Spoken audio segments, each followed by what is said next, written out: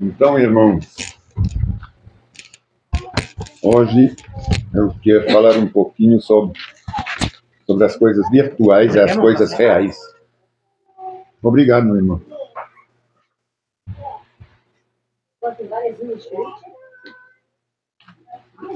É que vocês sabem que eu gosto de tecnologia, hein? Então, mas então vamos ler em Gálatas, capítulo 5.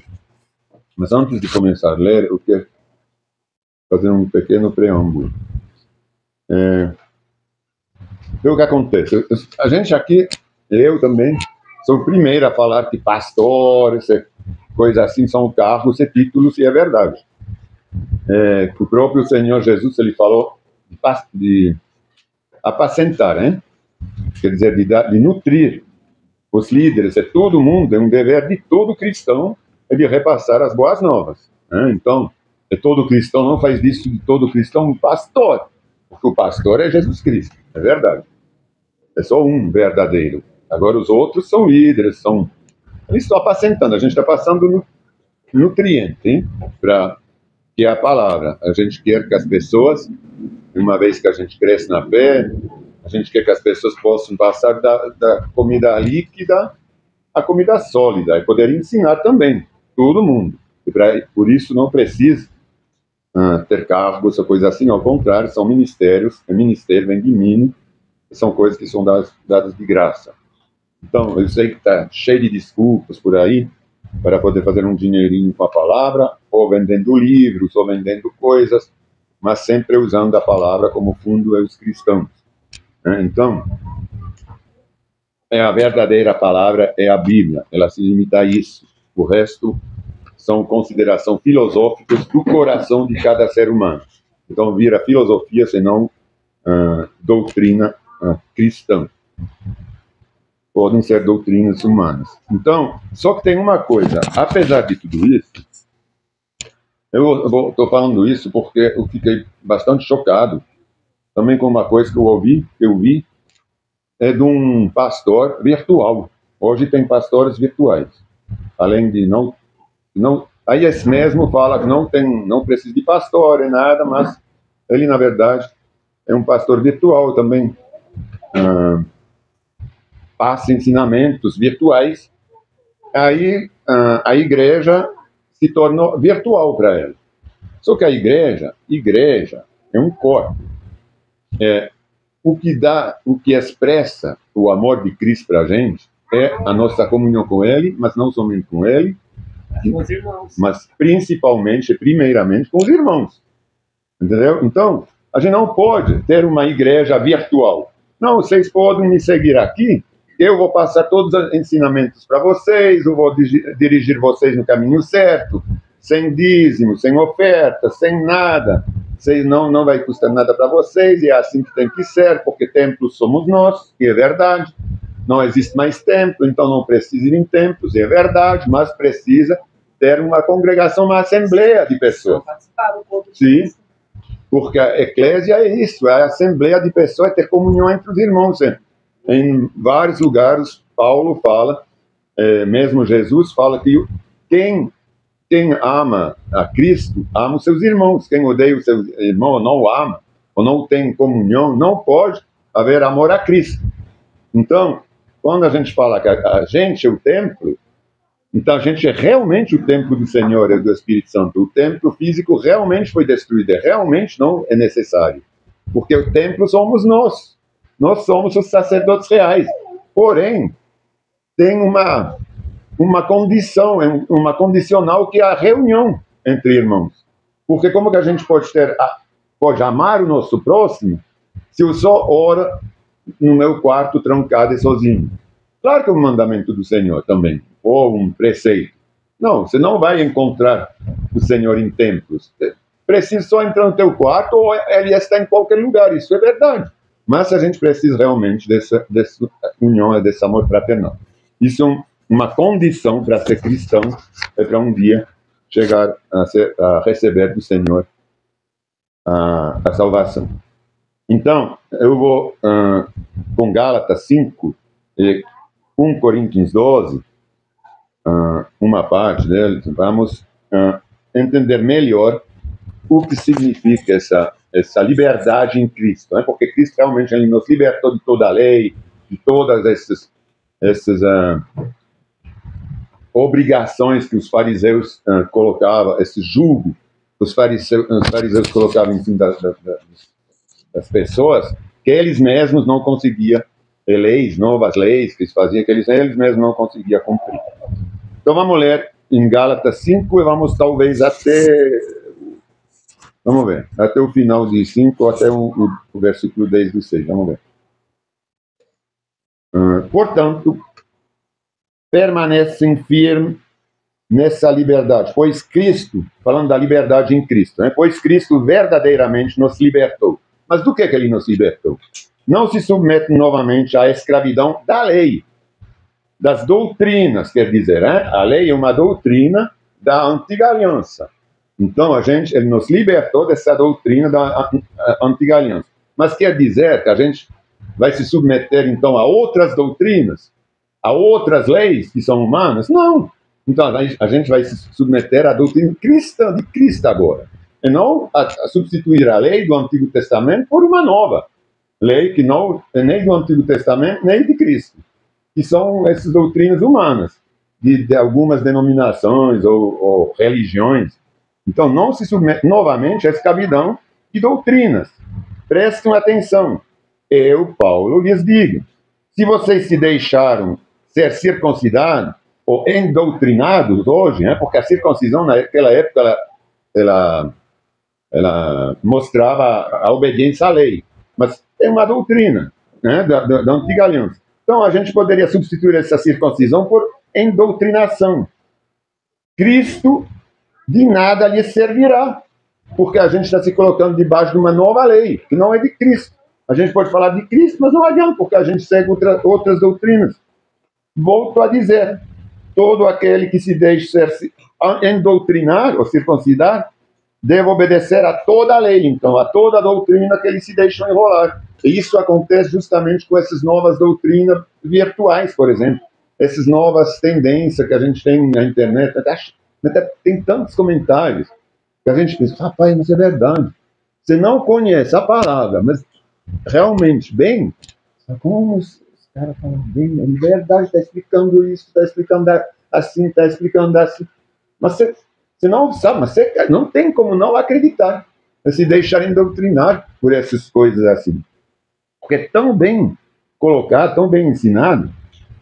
Pois se vocês devem obedecer a toda a doutrina, toda a lei. O versículo 4. Pois, se vocês procuram tornar-se justos diante de Deus pelo cumprimento de uma doutrina ou da lei, foram separados de Cristo e caíram para longe da graça. É verdade, a partir do momento que a gente segue uma lei humana, uma filosofia humana, uma nova visão da palavra, que é humana, né? Por exemplo, mesmo só que seja o neopentecostalismo que nos ensina a prosperidade, a gente é uma doutrina que nos separa de Cristo. Sem dúvida, porque a gente vai fazer coisas que Cristo abomina. A gente vai pedir coisas materiais, vai fazer tudo pelo orgulho, pela ganância, para ter, porque é isso que é idolatrado, né? São os bens, a matéria. Foram separados de Cristo e caíram para longe da graça. Mas nós que vivemos pelo Espírito, esperamos ansiosamente receber pela fé e justiça o que Deus nos prometeu. Pois em Cristo Jesus não há benefício algum em ser ou não endoutrinado ou circuncidado. O que importa é a fé, é só isso que importa. Que é a fé que se expressa pelo quê? Pelo amor. Claro, pelo amor de Cristo para a gente, em primeiro lugar, mas depois pelo amor que a gente tem com nossos irmãos. Vocês estavam indo, agora começa bem, vocês estavam indo bem na corrida. É verdade. Todos aqueles que seguem novas doutrinas, ditas cristãs, geralmente se converteram com realmente uma coisa verdadeira, mas se desviam. Se desviam porque são preguiçosos, não leem a palavra por preguiça, Aí começa a ouvir mais coisas de gananciosos, de gente que quer outra coisa que a salvação. Aí estão achando bem, então estão fazendo propostas sedutoras. Ah, você vai estar assim, você vai ser bem, você tem que ser, você vai ser respondido os teus sonhos. Aí você começa a se desviar da fé. Hein? Oh, vocês estavam indo bem na corrida. Quem os impediu de seguir a verdade? Perguntando. Quem? Ninguém, né? Só por querer, por não ler. Certamente não foi Deus quem os levou a pensar assim, pois ele os chamou para serem livres. Livre de doutrinas. Um pouco de fermento se espalha por toda a massa. Às vezes a gente fala, não, eu vou lá, vou escutar aqui lá. Ele tem umas ideias legais. Mas essas poucas ideias legais, elas acabam contaminando todo o coração, hein? Toda a base certa. Porque aos poucos ela vai crescendo, essas ideias vão crescendo. Como a massa que é fermentada. Confio que o Senhor os guardará de crer em falsos ensinamentos. Aquele que os perturbar, seja ele quem for, será julgado. A gente não pode se esquecer disso. Pode ser muito bonito, muito verdadeiro, muito assim, verdadeiro no sentido que faz muito sentido humanamente, mas vai ter um julgamento terrível. Né? Mesmo que às vezes falam que o dinheiro é para isso, é para aquela coisa, sei lá o quê. Irmãos, se eu ainda prego que vocês devem ser circuncidados, quer dizer, doutrinados, como dizem alguns, é verdade, como dizem alguns, por que continua a ser perseguido? Então, se a gente aqui prega a palavra, a gente não prega só a palavra, a gente está se desviando dela. Não, a gente quer realmente ficar mais perto da palavra, é por isso que a gente só lê praticamente a palavra. Então, por que a gente aqui não tem 5 mil pessoas, 20 mil? Por que será? É porque a gente está fora da verdade ou porque a gente está dentro da verdade? Entendeu? O Paulo falava isso já, naquela época, né? Irmão, se ainda prego que vocês devem ser circuncidados, que não seria verdade, como dizem alguns que ele pregaram, por que continua a ser perseguido então? Se eu não pregasse a salvação exclusivamente por meio da cruz, ninguém se ofenderia. Esses sujeitos que os perturbam deveriam castrar a si mesmos. Falando de circuncisão, hein? Deveriam castrar a si mesmos, já que eles estão doutrinando, estão debaixo de uma lei, por que não começam por eles mesmos? Hein? Porque vocês, irmãos, foram chamados para viver em liberdade, sem esses doutrinas que falam, não, se você não faz aquela coisa, não vai acontecer aqui, você tem que ser assim na tua vida, você tem que... Não, a gente tem que ser segundo a palavra.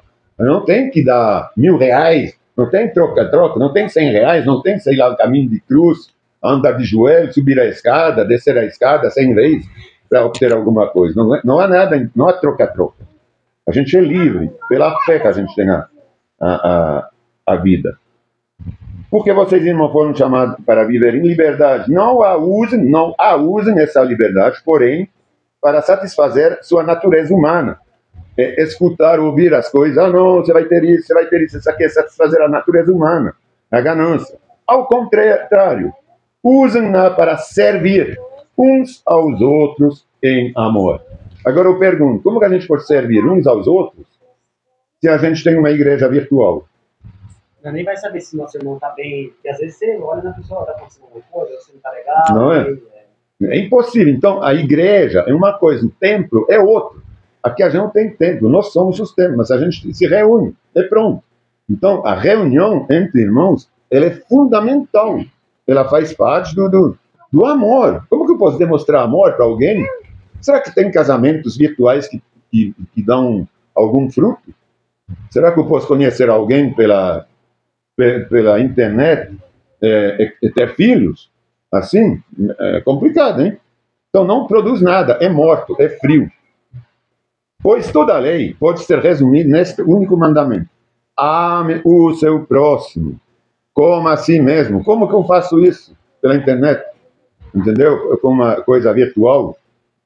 Mas se vocês estão sempre se mordendo, se devorando uns aos outros também, é o oposto. Tenham cuidado, pois corram o risco de se destruir. Esse aqui é quando a gente começa a viver na carne, hein? Que a gente começa a invejar o que o outro tem. Por isso, eu tenho um subtítulo aqui que é interessante na minha vida. Aqui está escrito a vida pelo Espírito. Eu diria que a vida pelo Espírito é justamente o contrário que a vida pela carne. O Espírito, ele une uns aos outros, né? Mas de verdade no amor, não carnalmente. Então, isso é maravilhoso também. Claro que para isso não precisaria de igreja, mas vamos ler. Por isso digo, deixem que o Espírito guie a sua vida. Assim não satisfarão os anseios da sua natureza humana. A natureza humana deseja fazer exatamente o oposto do que o Espírito quer. E o Espírito nos impele na direção contrária àquela desejada pela natureza humana. Essas duas forças, é verdade, se confrontam o tempo todo, de modo que vocês não têm liberdade de pôr em prática o que intentam fazer. Quando, porém, são guiados pelo Espírito, não estão debaixo dessa lei da natureza humana. Então, quando a gente fala, eles se confrontam o tempo todo, hein? A natureza humana, que quer a ganância, que é orgulhosa, que é invejosa. Porque a gente quer as coisas para nós em primeiro lugar, não pelo outro. Isso aqui é mentira. Né? A gente é falsa humildade. Quando a gente fala, não, eu vou fazer isso, mas eu não penso. Eu teria que pensar assim. Primeiramente para o outro para aproveitar. Mas, na verdade, eu sei que vão me aproveitar também. E depois o outro, talvez, se quiser, se aproveitará. Mas é verdade que a gente... É difícil eu comprar, por exemplo, a gente falava de uma máquina de fazer linguiça. Difícil eu comprá-la para vocês. Eu vou comprar porque eu preciso. Depois, se vocês podem utilizar, talvez vocês pegam ou vendem. Vamos ver. Mas não é assim que funciona. Ou quando alguém compra alguma coisa, seja cristão ou não, ele não vai comprar, a menos que você veja que ele realmente precisa. Mas tudo que a gente faz, em geral, a gente faz em primeiro lugar porque a gente precisa ou gosta. Agora, claro que se eu vejo como cristão alguém que necessita, é óbvio que eu vou comprar exclusivamente para ele. Mas não estou falando desse caso, seria o outro. Onde que eu estava aqui? 19. Quando seguem os desejos da natureza humana, os resultados são extremamente claros. Quando a gente segue, aí que a gente reconhece quem é quem, né?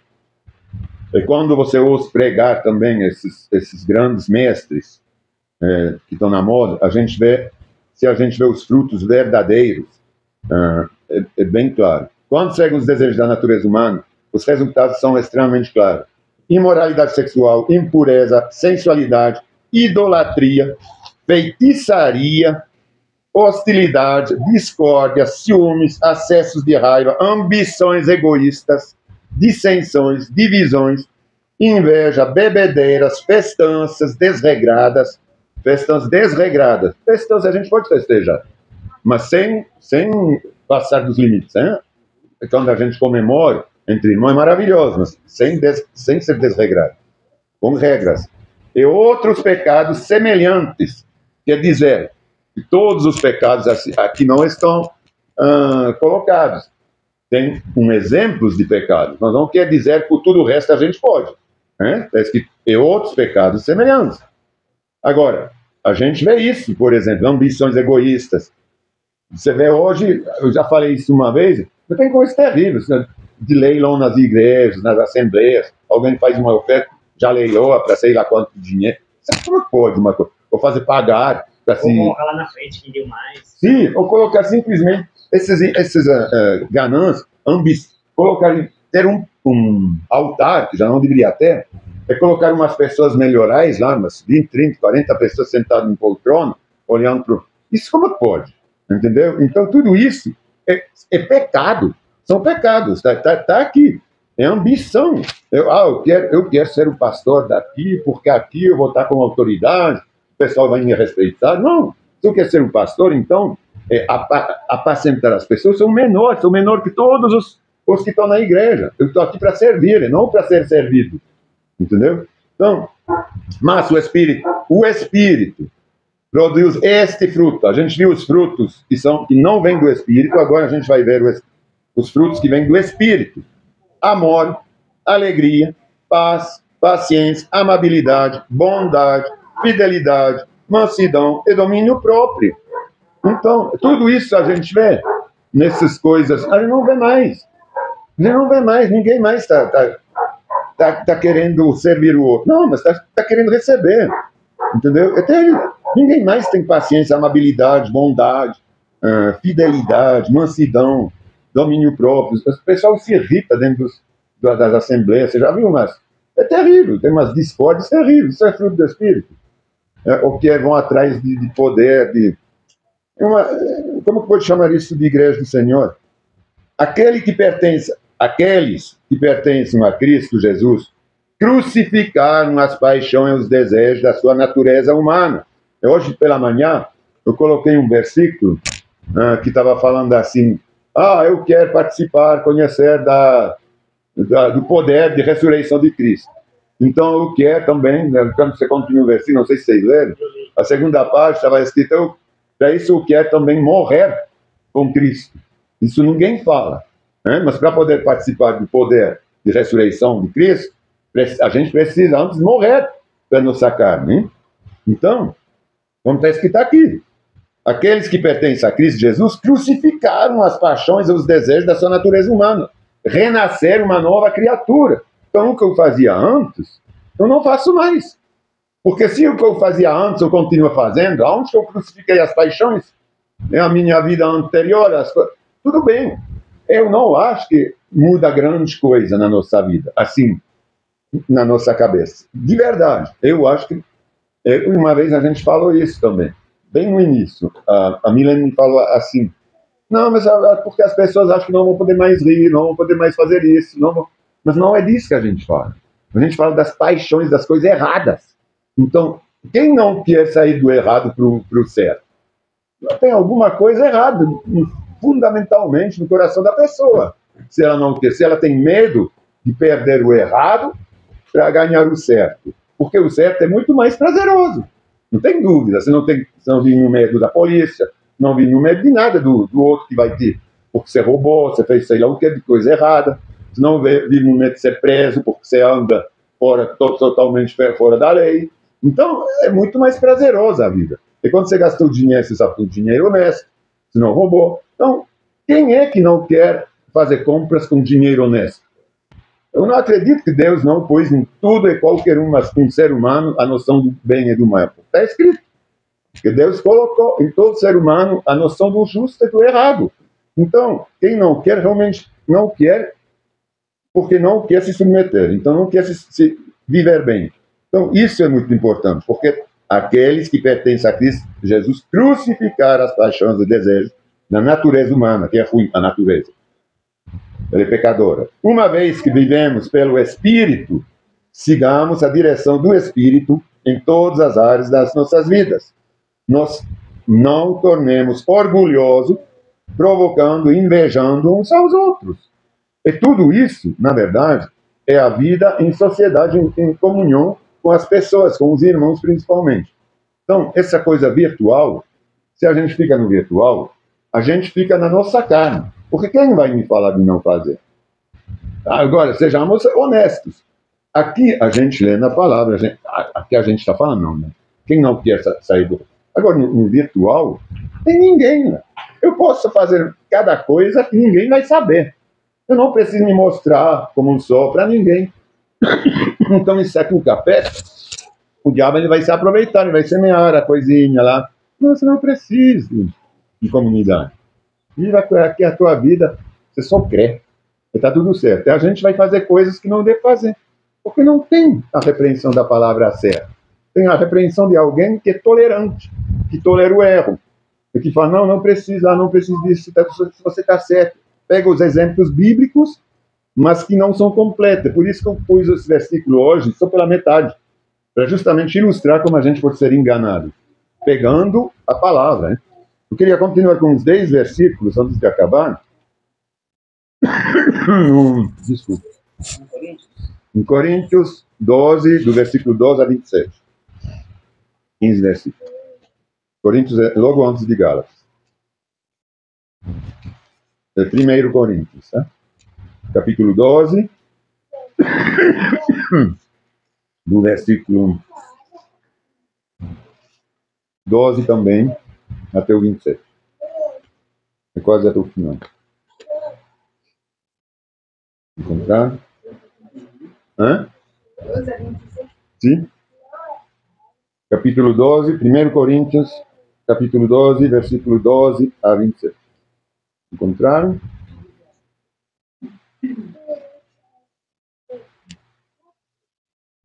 Doze a 26. Aí, nesses 15 versículos, o apóstolo Paulo, ele compara justamente, eu sei que a gente já sabe disso, mas é importante reler, porque aqui tem realmente essa profundidade que a gente precisa um do outro. É impossível, tá? Isso não é só espiritual. Por exemplo, quando Jesus fala do ramo, ou da vinha, ele fala mais de um jeito espiritual, que ele está enxergando quem está com ele. Sem ele a gente não pode fazer nada, é verdade, mas Jesus ele não está aqui fisicamente. É sem Jesus para a nossa vida, espiritualmente. Agora, quando Paulo faz essa comparação, ele faz essa comparação fisicamente entre irmãos. Então, 1 Coríntios capítulo 12, versículo 12. O corpo humano tem muitas partes, muitos membros, como nós, mas elas formam um só corpo, como nós. Somos muitos, nós formamos um só corpo. O mesmo acontece com relação a Cristo. Alguns de nós são judeus. É verdade, alguns de vocês eram talvez católicos, outros brasileiros, os outros suíços, etc, etc. São gentios, alguns são escravos, alguns são livres, mas agora todos nós fomos batizados em um só corpo pelo único Espírito e todos recebemos o privilégio de beber do mesmo Espírito. Todos nós temos uma coisa que nos junto, que é o mesmo Espírito, é o que é o batismo. De fato, o corpo não é feito de uma só parte. Então, a gente não é um só para poder estar sozinho, vivendo a nossa fé. Isso não existe, porque, primeiramente, quando a gente fala da salvação, ela é individual na hora da conversão. Mas a conversão, ela faz com que a gente entre no corpo, começa a fazer parte do corpo. Esse Cristo não vem depois pegar um dedo, ele não vem pegar um braço, ele vem pegar o corpo, que é a igreja. Então, se a gente não se converte e não faz parte do corpo, a gente não vai ser levado sozinho. Um membro cortado do corpo vai ficar lá, queimando e secando. De fato, o corpo não é feito de uma só parte, mas de muitas partes diferentes. Se o pé, no versículo 15, né? Se o pé diz, não sou parte do corpo, porque não sou a mão, acaso por isso deixe de ser parte do corpo? Não. E se a orelha diz, não sou parte do corpo, porque não sou olho, será que por isso deixe de fazer parte do corpo? Se o corpo todo fosse olho, como vocês ouviriam? Então isso aqui é importante, porque se eu falo, não, vocês todos têm que pensar como eu penso. Não é assim. A gente pode fazer parte do mesmo corpo, mas cada um individualmente, no seu caráter, no seu modo de viver. Ninguém é robô. Ninguém foi programado para viver do jeito que eu vejo as coisas na minha vida ou na vida dos outros. Então, cada um, a orelha tem uma função, é de ouvir. Ela não é o nariz. Se só tivesse orelha, não teria olhos para ver. Então, cada um completa o outro. É isso que a gente tem que ver. É por isso que cada um é diferente, mas todos nós unidos no amor desse mesmo corpo. Como vocês ouviriam, e se o corpo todo fosse orelha, como sentiriam o cheiro de algo? Precisa do nariz. Quem é narigudo aqui? Já nem vou falar. Entendeu? Precisa do narigudão. Mas nosso corpo, em muitas partes, tem muitas partes. E Deus colocou cada uma delas onde Ele quis. Quer dizer, que Ele dá os ministérios do jeito que Ele quer para cada um. Um é bom nisso, um fala em línguas, o outro, sei lá, tem dom de milagre. Um tem dom de milagre e fala em línguas, o outro tem... É assim que funciona. E a gente pode aspirar, até pedir a Deus, me dá esse dom, por favor, eu queria tanto. Pode ser, se não é por ganância. O corpo deixaria de... eu vou reler aqui no 18. Mas nosso corpo tem muitas partes, e Deus colocou cada uma delas onde Ele quis. O corpo deixaria de ser corpo se tivesse apenas uma parte. É lógico, hein? Assim, há muitas partes, há muitos membros, mas um só corpo, nós somos um. Se alguém de vocês tem alguma dor, eu tenho que sentir essa dor, porque eu faço parte do corpo. Se eu não sinto essa dor, se eu não posso ajudar alguém que está precisando de alguém, é que eu não faço parte do mesmo corpo, tem uma coisa errada. O olho não pode dizer à mão, não preciso de você. É a cabeça, não pode dizer aos pés, não preciso de você. Ao contrário, algumas partes do corpo que parecem mais fracas são as mais necessárias. E as partes que consideramos mais honrosas são as que tratamos com mais atenção. Com mais atenção. Não.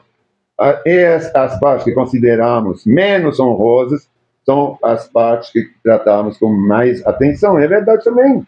É por isso, esse aqui expressa o quê? O ministério.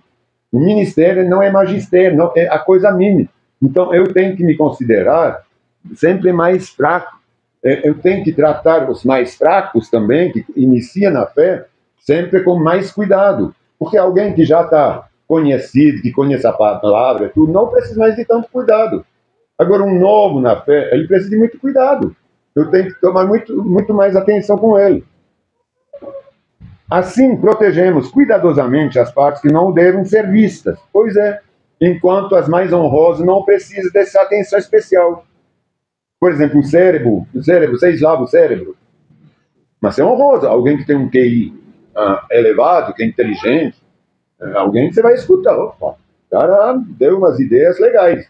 Agora, você nunca pergunta, como está teu pé? Me deixa teu pé, para ver se eu posso seguir algum conselho do pé. Mas a gente tem que cuidar do pé, porque se ele está cheio de pulsa, de ferida, a gente não anda mais em lugar nenhum. Não é? Eu não vou falar de outra coisa, mas estou falando do pé. Entendeu? Mas é assim que funciona. Então, a gente tem que tomar muito cuidado com as pessoas, de não desprezar ninguém. Então, quando a gente está sozinho, vive a nossa fé sozinho, a gente não tem tudo isso. Passa ao lado de todas essas considerações. A gente vive uma vida inútil, na verdade. Porque não tem nem coração em nada, nem raciocínio. Deus estruturou o corpo de maneira a conceder mais honra e cuidado às partes que recebem menos atenção. Isso faz que haja harmonia entre os membros. Então, a gente não pode ter harmonia considerando, tal tem um carro bom, tal tem muito dinheiro, tal tem 3, 4 casas, e o outro não tem, então ele não presta. Entendeu? A harmonia é essa. Isso faz que a harmonia entre os membros, de modo que todos cuidam uns dos outros. É importante isso, a gente tem que cuidar um do outro. Quando alguém sofre, tem que falar, e não tem que esconder. Tem que falar para eu poder ajudar e cuidar. Agora, também se eu não fico sabendo, é difícil, hein? Se uma parte sofre, todas as outras sofrem com ela. E se uma parte é honrada, todas as outras com ela se alegram. Claro, se alguém conseguiu alguma coisa, todo mundo, a gente vai agradecer o Senhor e fazer uma festinha. Tem um aniversário, a gente vai honrar mais um ano de vida. E também se alegrar. Agora, como que a gente pode fazer isso sozinho, num quarto, ou vivendo virtualmente? Isso tudo não existe, não há comunhão, não há confraternização, não há nada. Juntos, todos vocês, não é sozinho, ninguém, é juntos, todos vocês são o corpo de Cristo. E cada um é uma parte dele. E todos juntos somos o corpo. Nós, mais todos os outros da igreja do Senhor. É isso, eu vou acabar aqui. Depois falam do que Deus estabeleceu na igreja, justamente através desses diferentes dons e coisas assim. Mas isso aqui eu vou talvez fazer num próximo culto, junto com os dons e profecia. É muito bom também passar essas questões dos dons. Sim, a gente vai... sim, tem a ceia, eu vou pegar lá em Coríntios, então você está certo. Eu tenho a tendência de esquecer a ceia.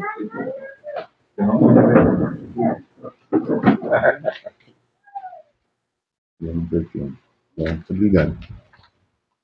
Então, hoje a gente vai agradecer. É muito bom, cai muito bem a ceia agora, né? Porque a ceia é a comunhão, né, entre irmãos, se lembrando do sacrifício de Jesus, mas a ceia é o ágape, né?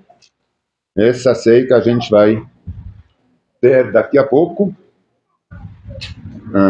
tendo uma refeiçãozinha, um lanche juntos, e podendo justamente celebrar esse amor fraternal, não é? Através dessa ágape, dessa ceia que a gente vai ter. É isso que justamente caracteriza a igreja como sendo o corpo de Cristo e não uma coisa virtual. Então eu vou ler vou só ler a ceia mesmo, hein? Em Coríntios 11, já que a gente estava lá no 12. Lembrando que a ceia a gente tem que se examinar, hein? Eu nem preciso lembrar.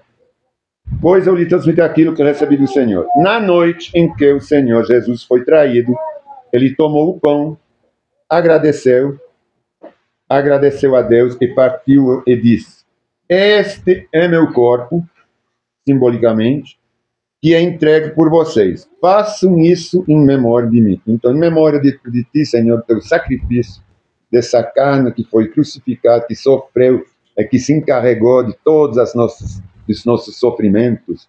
O Senhor pagou esse preço alto para, quando estou falando de sofrimento, são nossas enfermidades, nossas doenças, e tudo que a gente sofre nessa terra, através do corpo também.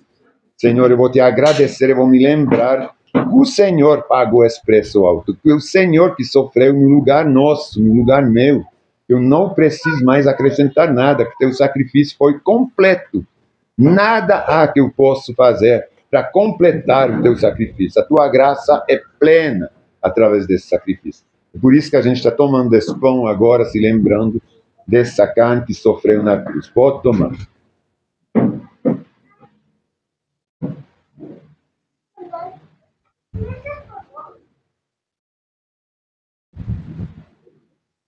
Obrigado, Senhor. Da mesma forma, depois da ceia, tomou o cálice e disse: este cálice é a nova aliança, confirmada com meu sangue. Façam isso em memória de mim, sempre que eu beber. Senhor, a gente se lembra desse sangue derramado agora, esse sangue que nos lavou nossas vidas, Senhor, de todos os nossos pecados. Você nos deu a oportunidade de a gente poder se examinar, Senhor, examinar nossa mente, nosso coração, e através disso, Senhor, pedir perdão para todas as nossas falhas, pedir perdão também a quem nós ofendemos, Senhor, e perdoar também quem nos pede, nos procura para nos pedir perdão, que a gente não fica com receio nem mágoa, mas que a gente perdoa da forma que o Senhor nos perdoou, nos lavando com o teu sangue que correu na cruz, que nos purificou para a gente poder ter acesso a ti, Senhor, ao reino eterno e à vida eterna. Podem tomar.